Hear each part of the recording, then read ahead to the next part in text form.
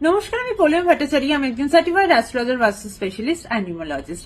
আজকে আমি আপনাদের খুব স্পেসিফিক একটা রত্নের ব্যাপারে কথা বলবো।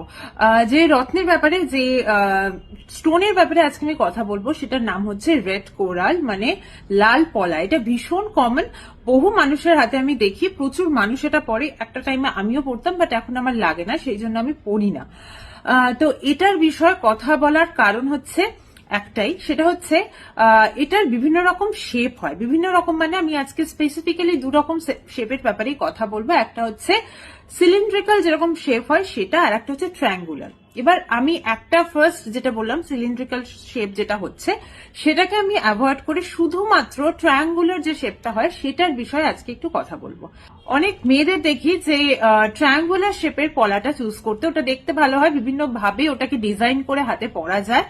তো আমি দেখেছি মানুষজন নিজেদের মতো ডিজাইন করে ট্রায়াঙ্গুলার শেপের পলা পরছে, বাট অনেকে জানেই না যে ট্রায়াঙ্গুলার শেপের পলা কিন্তু সবার জন্য নয়। মানে আমি মনে করলাম আমি ট্রায়াঙ্গুলার শেপ নিয়ে নেব, পলা পড়তে বলেছে একজন জ্যোতিষী, আমি ট্রায়াঙ্গুলার শেপ নিয়ে নেব, ব্যাপারটা কিন্তু এরকম নয়। ট্রায়াঙ্গুলার শেপ কারা কারা পড়তে পারে সেটাই আজকে আমি এই ভিডিওর থ্রু দিয়ে তোমাদেরকে জানাতে চাই। প্রথম কথা, যাদের মঙ্গল কেতু একসাথে বসে আছে তারা ট্রায়াঙ্গুলার শেপ পড়তে পারে। তার কারণ কি, কেতুই কিন্তু একমাত্র ট্রায়াঙ্গুলার শেপকে রিপ্রেজেন্ট করে। তো দ্যাটস ওয়াই যাদের মঙ্গল কেতু একসাথে বসে আছে, যাদের Ketu first house, fifth house এবং 11th হাউসে বসে আছে, তারাই একমাত্র ট্রায়াঙ্গুলার শেপের পলা পড়তে পারে, আদারওয়াইজ আর কেউ পড়তে পারে না।